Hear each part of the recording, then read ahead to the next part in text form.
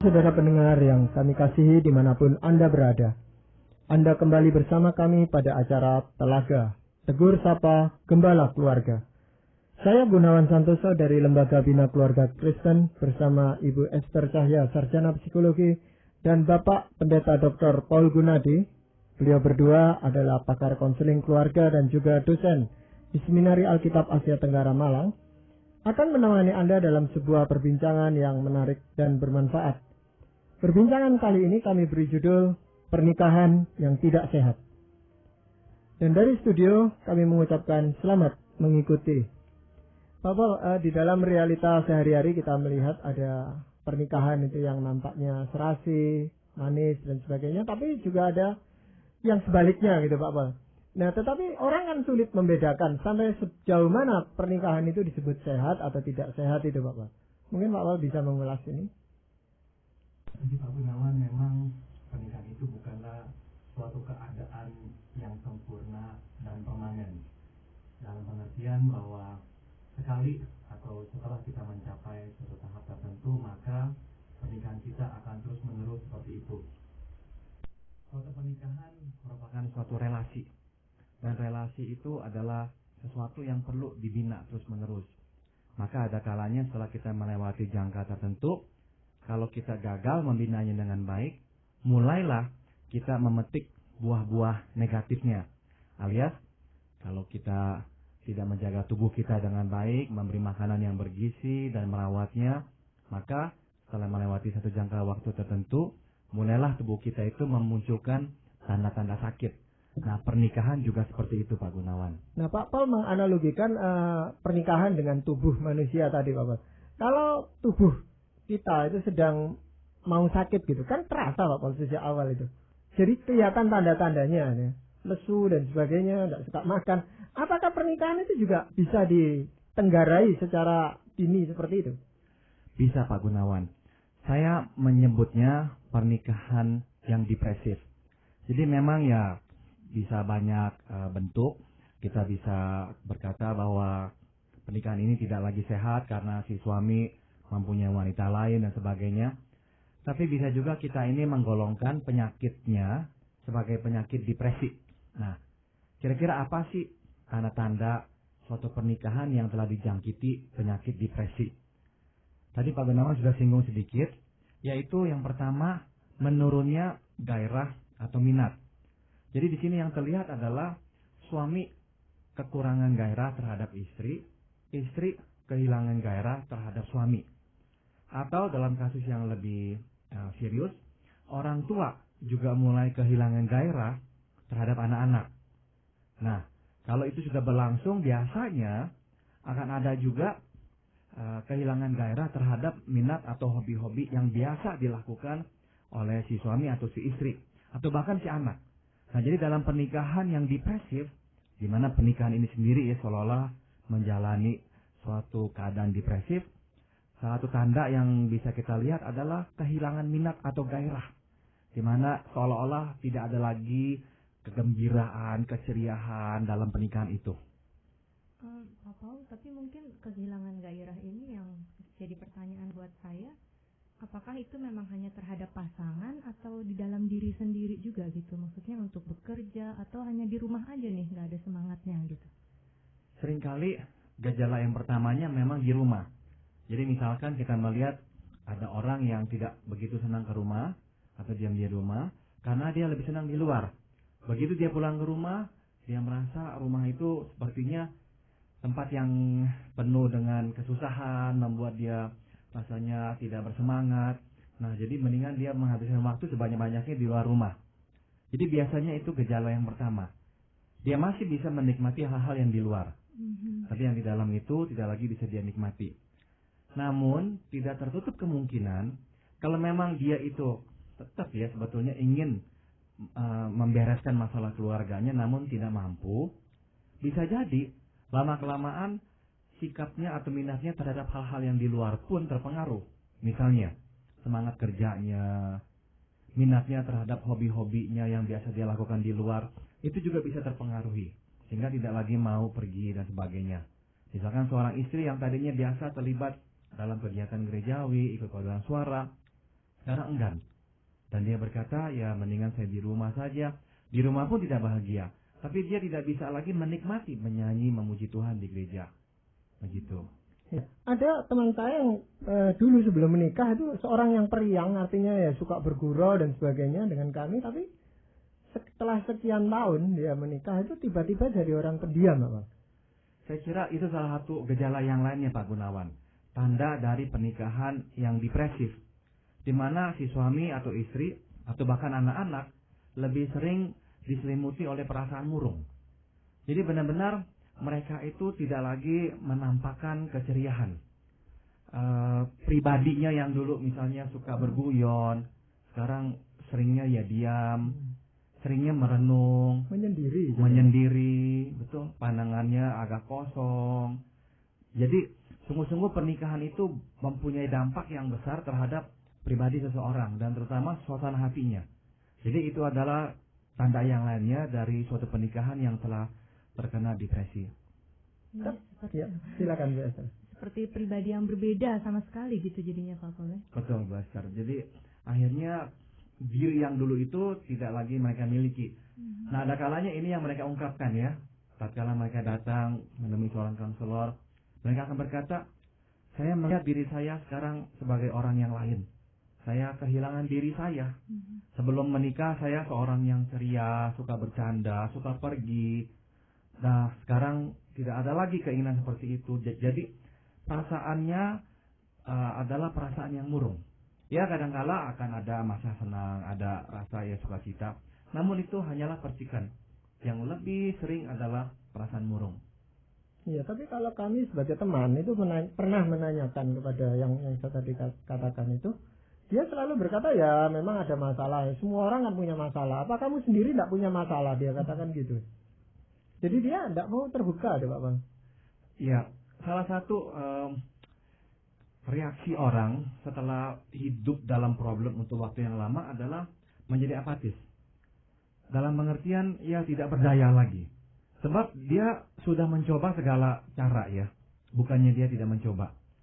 Justru kalau kita memberikan saran atau masukan, mungkin saja dia sedikit defensif atau tersinggung. Karena seolah-olah dia dituduh, dia tidak mencoba cukup keras.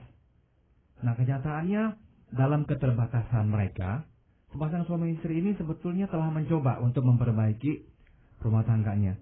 Namun ternyata yang mereka harapkan tidak menjadi kenyataan. Terus-menerus masalah itu muncul. Yang mereka harapkan untuk berubah tidak berubah. Nah, dalam keadaan seperti itu, biasanya orang merasa tak berdaya. Dan waktu tak berdaya, perasaan yang muncul adalah perasaan apatis seperti tadi. Iya. Nah, hal itu hanya sepihak dari pihak yang merasa depresif itu atau kedua-duanya bisa seperti itu, Pak? Sudah tentu memang setiap kasus mempunyai keunikannya dan tidak akan sama. Jadi bisa jadi dua-duanya begitu. Ini dalam pengertian dua-dua memang sungguh-sungguh ingin membangun rumah tangga tapi mengalami masalah karena tidak bisa saling mengerti atau menyesuaikan diri. Perbedaan-perbedaan itu tak bisa terselesaikan sehingga menjadi duri dalam hubungan mereka. Kalau yang satu tidak lagi mau membangun rumah tangga ini karena dia sudah ada orang lain atau memang dia masa bodoh, nah otomatis yang akan lebih terpengaruh yang mau membereskan masalah rumah tangganya. Dia itu yang akan lebih merasakan pukulan-pukulan ya. Dia yang akan merasa tertekan sehingga mungkin sekali simptom depresinya itu lebih nyata pada diri dia. Tapi tidak jarang saya melihat pasangan-pasangan yang mungkin seperti yang Pak Gunawan katakan tadi, masing-masing menganggap tidak masalah, tapi yang terjadi mungkin seperti perang dingin kali gitu di rumah ya. Seperti sudahlah, tidak ada apa-apa gitu. Saya kira itu sering terjadi, Bu Esther. Jadi cukup banyak pernikahan sebetulnya tidak bahagia, namun tidak terlalu menderita sehingga harus berpisah. Nah, jadi ini adalah pernikahan yang tergantung di tengah-tengah atau yang mengapung-ngapung. Dikatakan tidak bahagia sekali, ya tidak.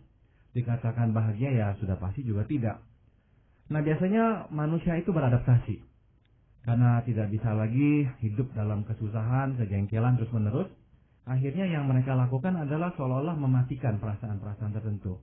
Ya sudah, hal ini tidak bisa lagi, saya harapkan, saya harus terima, dia akan begini terus sampai mungkin waktu yang lama. Ya udah, saya terima. Jadi dengan kata lain, seolah-olah dia meminum pil pahit. Ya, karena tidak ada pilihan lain. Nah, kalau ditanya orang, ya daripada dia cerita apa masalahnya, dan ya orang lain pun juga hanya bisa bersimpati, tak bisa menolong dia. Jawabannya adalah ya biasa-biasa saja, semua orang juga punya masalah. Namun kita bisa melihat bahwa pernikahannya adalah pernikahan yang depresif. Tidak ada lagi keceriaan. Ada yang untuk menutupi itu masalah yang demikian itu, lalu dia mencari kesibukan-kesibukan di lainnya, atau ke anaknya Pak? Salah satu cara orang untuk bisa tetap melangsungkan hidupnya ya, untuk bisa bertahan adalah berkompensasi. Jadi seringkali memang dalam keadaan seperti ini dia akan mencari hal-hal yang lain, objek-objek pemuasan yang lain. Nah, biasanya pekerjaan. Ya, dia akan mengubur dirinya dalam pekerjaan sehingga ya waktu bersama istrinya atau suaminya menjadi lebih sedikit, sehingga dia tidak usah lagi merasakan sakit hatinya. Atau ya dilampiaskan pada anak-anak. Anak-anak menjadi penghibur dirinya. Nah, ini salah satu sebabnya Pak Gunawan dan Ibu Esther, cukup sering pernikahan itu goyang, benar-benar goyang dan hampir runtuh setelah anak-anak dewasa. Ini salah satu penyebabnya. Sebetulnya yang menyebabkan mereka itu runtuh bukan karena anak-anak itu pergi meninggalkan mereka, sama sekali bukan. Yang menyebabkan mereka runtuh adalah keadaan pernikahan mereka yang sebetulnya tidak stabil, namun tertutupi oleh kehadiran anak. Karena anak itu kan orang ketiga, jadi selalu bisa kita ini yang mengalihkanlah kemarahan atau kejengkelan atau ketidakpuasan kita pada anak, begitu. Nah, setelah anak-anak tidak ada, berarti tidak ada lagi pengalihan dan harus berhadapan langsung dengan kenyataan yang tidak mengenakan itu. Nah, biasanya disitulah mereka dipaksa untuk menyesuaikan diri. Kalau tidak berhasil menyesuaikan diri setelah anak dewasa, nah itu payah, akan parah sekali. Karena motivasi untuk bersatu pun sudah luntur, anak-anak sudah besar semuanya. Gitu. Dan mungkin jalan keluar seperti perceraian itu pun buat orang-orang seperti itu masih rasanya tetap alternatif terakhir gitu ya. Jadi walaupun sudah goyah, mereka masih cobalah alternatif yang lain, walaupun sebenarnya mereka juga tidak menemukan. Dalam situasi yang seperti itu saya cuma membayangkan betapa letih dan menyakitkannya ya, harus bersama-sama dengan orang yang masa depannya mau dibawa kemana gitu mungkin hubungan ini ya Pak. Betul. Nah, biasanya Ibu Esther pada saat seperti itu orang mencoba untuk tidak lagi merasakannya. Dan kata lain mematikan perasaan. Sebab orang tidak bisa hidup dengan rasa sakit untuk waktu yang berkelanjutan, yang terlalu lama. Dia tidak sanggup. Nah, sampai satu titik dia harus berkata, cukup. Saya tidak akan lagi membiarkan diri saya disakiti seperti ini. Nah, biasanya apa? Dia akan berhenti berharap. Nah, memang ini adalah salah satu ciri depresi ya, penyakit depresi yang kita kenal, ditandai oleh hilangnya harapan akan masa depan. Benar. Sebab dia tidak bisa lagi membayangkan adanya masa depan yang cerah atau yang baik. Jadi terpaksa dia harus hilangkan itu semuanya. Namun berhubung tidak ada lagi masa depan, dia juga akan menjadi orang yang tidak bersemangat. Benar-benar hidup itu dilalui ibarat roda yang diputar saja. Apakah tidak mungkin seseorang itu jadi kebal, Pak? Saya kira iya. Sampai titik tertentu dia akan kebal ya terhadap perasaan-perasaan tertentu. Misalnya rasa sedih akan susah membuat dia menangis. Kadang-kadang kan kita mendengar ungkapan tidak ada lagi air mata. Nah, saya kira itu maksudnya. Tidak bisa lagi merasa sedih. Bahkan marah pun susah. Nah, kalau kita pernah melihat ya, orang yang depresi berat sekali. Orang yang depresi berat sekali, yang aneh adalah hampa perasaan. Benar-benar wajahnya itu datar dan tidak ada lagi perasaan apa-apa. Marah ya tidak, sedih ya tidak, kecewa ya tidak. Kalau ditanya apa yang kamu rasakan, tidak tahu. Benar-benar tidak ada perasaan. Nah, pernikahan yang depresif juga seperti itu. Si si suami atau si istri melalui hidup ini ya seperti tadi itu. Tidak ada lagi perasaan, tidak ada semangat. Sudah tentu tidak ada energi. Merasa letih, hari lepas hari dilalui seolah-olah seperti memikul beban yang berat sekali. Nah, biasanya juga akan muncul perilaku kompensasi dah. Misalnya ya muncul masalah dengan anak-anak, yang anak-anak bertambah besar, memberontak lah, atau terlibat narkoba lah. Sehingga orang tua terpaksa sekarang mengalihkan problem mereka berdua sekarang kepada problem anak-anak misalnya. Atau suaminya menderita gangguan apa, istrinya menderita gangguan apa. Nah, akan muncul kompensasi-kompensasi seperti itu. Iya. Nah, sebenarnya apa sih Pak Pol yang menyebabkan seseorang bisa depresif dalam hidup pernikahannya itu? Ada banyak faktor Pak Gunawan, tapi saya akan hanya menyoroti perasaan yang menyimpulkan segala faktor tersebut. Yang pertama adalah rasa marah. Jadi ada kalanya begini ya, kita ini marah namun tidak bisa mengekspresikan kemarahan itu. Contoh, kalau suami kita itu keras, misalkan tidak bersedia mendengarkan keluh kesah kita. Nah, waktu kita berkeluh kesah, suami langsung marah. Marah mengancam kita untuk tutup mulut. Nah, apalagi kalau suami itu ringan tangan, begitu kita tetap membuka mulut, langsung dia menampar kita. Setidak-tidaknya ini memberikan kita pelajaran, lain kali jangan menampakkan kemarahan kita kepada dia. Jangan menyulut api gitu ya. Jangan menyulut api, kalau nggak mau terbakar. Begitu. Nah, akhirnya apa yang terjadi? Terpaksa si istri ini menimbun perasaan marahnya. Apapun kekesalannya, tidak boleh dia ungkapkan. Atau kebalikannya pada si suami misalnya. Dia kesel sama istrinya. Karena dia minta ini, minta itu. Tolong dong perhatikan rumah. Tolong dong perhatikan anak. Hal-hal yang wajar yang bisa kau lakukan, tolong lakukan dong. Jangan semua menunggu saya, misalnya seperti itu. Tapi tidak dipenuhi oleh si istri. Hari demi hari persoalannya sama, tidak berubah, bulan demi bulan, tahun demi tahun terus sama. Si suami akhirnya merasa benar-benar putus asa. Apapun yang dia katakan tidak bisa membuahkan hasil. Namun kalau dia marah misalnya, si istri itu misalkan nangis, 2-3 hari ngambek tidak bicara dengan dia. Nah, dia yang sengsara. Gitu. Atau yang lebih klasik, ini kadang-kadang yang juga terjadi. Misalkan si suami ini juga aktivis gereja. Dia melayani dengan sungguh-sungguh. Ya, dia tahu dia tidak seharusnya berbuat kasar seperti itu kepada istrinya. Jadi akhirnya dia merasa bersalah kalau dia marah kepada si istri. Bukankah saya seorang aktivis gereja, seharusnya saya lebih sabar. Jadi dia buru-buru minta maaf. Tapi dia minta maaf buru-buru tidak menyelesaikan apa-apa karena perbuatan yang sama akan diulang lagi begitu. Akhirnya apa yang terjadi? Perasaan marah itu seolah-olah terus menumpuk menjadi suatu batu ya yang menekan diri dia. Nah, kita tahu salah satu penyebab depresi adalah kemarahan yang tak terungkapkan. Kemarahan yang tak terungkapkan itu seolah-olah menjadi energi dalam hati, dalam diri kita yang menekan kita. Nah, akhirnya apa yang terjadi? Ya udah, kita marah tidak bisa, sedih tidak bisa, tidak lagi mengharapkan apa-apa.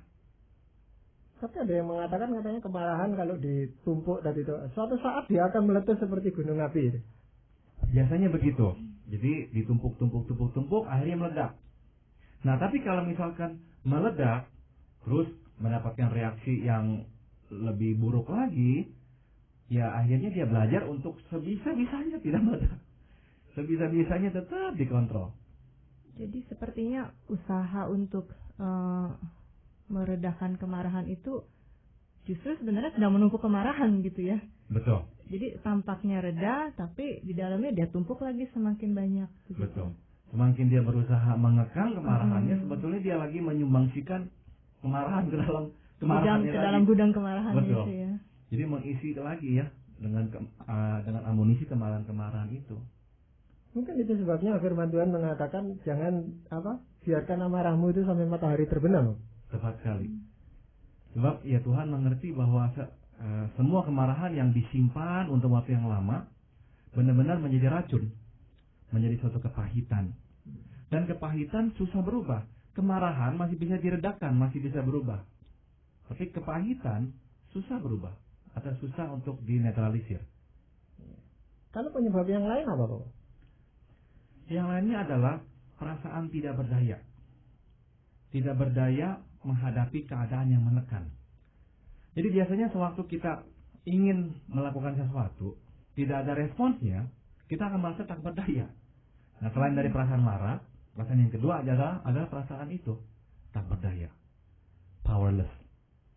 Nah, perasaan tak berdaya ini perasaan yang benar-benar membuat kita frustrasi berat. Frustrasi berat. Apalagi kalau kita beranggapan tidak seharusnya kita begini. Tidak seharusnya kita mengalami hal ini. Atau kita berkata, seharusnya engkau mengerti. Begitu. Contoh yang mudah. Misalkan seorang istri melihat suaminya itu mampu memberikan perhatian kepada orang, tapi tidak memberikan perhatian kepada dirinya. Nah, hal itu akan membuat si istri luar biasa frustrasinya. Dia meminta perhatian tapi tak bisa menerimanya. Namun melihat si suami memberikan perhatian itu kepada orang lain. Nah, ini perasaan benar-benar membuat dia tidak berdaya. Atau suami yang menginginkan istri mencintainya, lebih mencintainya, tapi istrinya kok begitu dingin, tidak bisa mencintainya. Namun dia melihat istrinya itu bisa dekat dengan kakaknya, mengasihi anak luar biasa. Kadang-kadang dia berharap dialah anak itu, tapi kok tidak bisa istrinya memberikan kasih sayang seperti itu kepadanya.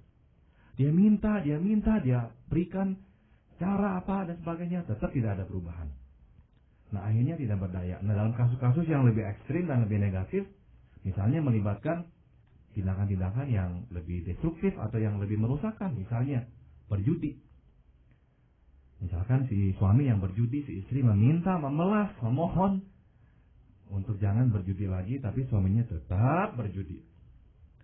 Uang dihabiskan, disimpan, disembunyikan, diketahui oleh suaminya, diambil lagi, barang dijual lagi. Nah, perasaan-perasaan yang akhirnya muncul adalah perasaan tidak berdaya. Nah, perasaan tidak berdaya itu perasaan yang luar biasa menekannya. Dan akhirnya bisa membuat orang akhirnya putus asa, ya, tidak lagi mengharapkan apa-apa dan mematikan perasaannya. Nah, pada saat seperti ini pernikahan saya sebut mengalami proses depresi. Saya tertarik dengan yang tadi Pak Paul katakan bisa dilakukan kepada orang lain tetapi tidak dilakukan kepada pasangan, ya.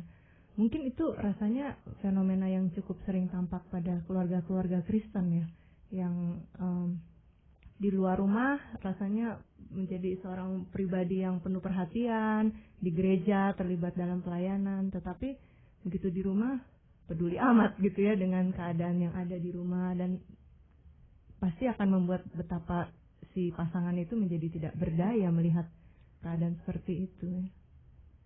Ya, sebab waktu dia tidak mendapatkan dan dia melihat orang lain mendapatkan, wah itu mengganggu sekali. Iya. Kalau dia tidak mendapatkan, terus dia melihat orang lain pun tidak dapat apa-apa dari pasangannya, itu sedikit banyak mengobati lukanya.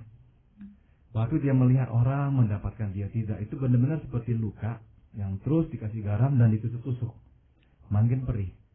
Jadi makanya sering ada ungkapan, saya lebih senang melihat suami atau istri di tengah orang banyak gitu kali ya. Jadi rasanya di tengah orang banyak begitu menyenangkan, tapi begitu cuma berdua jadi menyebalkan gitu. Jadi ya itu tadi pribadi yang berbeda karena langsung nggak ada apa-apanya begitu di antara mereka. Betul. Inilah contoh pernikahan yang depresif ya Ibu Esther. Saya kadang-kadang memberikan contoh ini ya, yaitu saya melihat pasangan-pasangan yang pergi makan ya di restoran Pak Gunawan. Cukup menarik sekali kalau saya mengamati perilaku mereka ya, suami istri duduk berhadapan tapi tidak melihat satu sama lain dan tidak berbicara terhadap satu sama lain. Mata mereka itu ke atas, ke samping, tapi tidak ke depan. Dan saya pernah melihat satu keluarga dengan anak-anak. Anak-anaknya pun tidak bicara. Anak-anaknya pun hanya melihat keliling-keliling ke atas ke bawah, tidak ada yang bicara dengan satu sama lain. Nah, ini yang tadi Ibu Esther tadi sudah kemukakan. Saya kira intinya adalah pernikahan itu sudah kehilangan energinya ya, benar-benar sudah mengalami sepertinya depresi di situ. Nggak apa-apa sebenarnya, rupa-rupanya kalau melihat ciri-ciri seperti itu kan cukup banyak itu ya. Kalau kita amati sekilas saja dari apa yang tadi kita bicarakan, itu cukup banyak rasanya keluarga-keluarga yang mungkin mereka menilai sehat tetapi ternyata juga ketahuan bahwa itu tidak sehat. Mungkin seperti kita merasa dirinya sehat, begitu dicek di lab dan ke dokter ternyata ada banyak hal. Nah, sebenarnya dalam hal ini bimbingan firman Tuhan itu apa Pak Paul yang mau disampaikan? Saya akan bacakan dari Matius pasal 7 ayat 12. Segala sesuatu yang kamu kehendaki supaya orang perbuat kepadamu, perbuatlah demikian juga kepada mereka. Itulah isi seluruh hukum Taurat dan kitab para nabi. Firman Tuhan ini saya kira mengajarkan kita, pertama-tama kita harus menyadari bahwa kita harus memulai perbuatan yang baik terlebih dahulu sebelum pasangan kita melakukannya kepada kita. Jadi kalau kita mengharapkan dia bisa mengasihi kita, kita mengasihi dia. Kalau kita mengharapkan dia bisa mengerti perasaan kita, kita mencoba mengerti perasaannya. Jadi Tuhan memberikan tanggung jawab pertama kepada kita untuk melakukan yang kita inginkan orang perbuat kepada kita. Yang kedua adalah, saya kira dari firman Tuhan ini kita bisa berkata, silakan mengharapkan. Ya, boleh mengharapkan suami kita, istri kita berbuat hal-hal yang kita inginkan. Tapi syaratnya adalah kita mesti berbuat hal yang sama. Nah, ini yang kita tahu hal yang normal, yang wajib, tapi kita tidak selalu melakukannya. Berapa banyak di antara kita yang meminta pasangan kita untuk sabar, tapi kitanya mudah marah. Berapa banyak kita meminta pasangan kita itu untuk mengertilah, saya lagi kesel, jangan banyak ngomong, tapi kita pun tidak mengerti dia seperti kita mengharapkannya mengerti kita. Jadi firman Tuhan jelas berkata, boleh berharap asal berbuat hal yang sama. Dan yang terakhir adalah firman Tuhan di sini mendorong kita untuk langsung berbuat. Bukan hanya berkata-kata, tapi berbuat. Yang kau harapkan orang berbuat kepadamu, perbuatlah demikian juga kepadanya. Nah, Pak Gunawan dan Ibu Esther, saya panggil ini hukum relasi. Setiap pernikahan harus didirikan di atas hukum relasi seperti yang Tuhan telah ajarkan. Kalau saja setiap pasangan melakukan hal ini, saya kok percaya bahwa akan banyak pernikahan yang tidak harus lagi melewati penyakit depresi dalam pernikahan mereka. Ya, saya percaya ini satu hukum yang sangat penting, Bapak, di mana kita temukan di Perjanjian Lama lalu dikutip kembali di Perjanjian Baru. Jadi itu menjadi dasar yang ya di dalam kita membangun relasi, khususnya dalam hubungan suami istri. Nah, kita kan baru berbincang-bincang tentang pernikahan yang tidak sehat ya. Tentunya pada kesempatan yang akan datang kita akan membicarakan yang sehat yang bagaimana gitu Pak Paul ya, supaya tidak melihat yang tidak sehat aja. Jadi kita sangat mengharapkan para pendengar kita bisa mengikuti program ini untuk kesempatan yang akan datang. Nah, saudara-saudara pendengar, demikianlah tadi telah Anda ikuti perbincangan kami dengan Bapak Pendeta Dr. Paul Gunadi dalam acara Telaga, Tegur Sapa Gembala Keluarga. Kami baru saja berbincang-bincang tentang pernikahan yang tidak sehat. Dan bagi Anda yang berminat untuk mengetahui lebih lanjut mengenai acara ini, kami persilakan Anda menghubungi kami lewat surat. Alamatkan surat Anda ke Lembaga Bina Keluarga Kristen atau LBKK, Jalan Cimanuk 58, Malang. Saran-saran, pertanyaan, serta tanggapan Anda sangat kami nantikan. Dan akhirnya dari studio kami ucapkan terima kasih atas perhatian Anda. Sampai jumpa pada acara Telaga yang akan datang.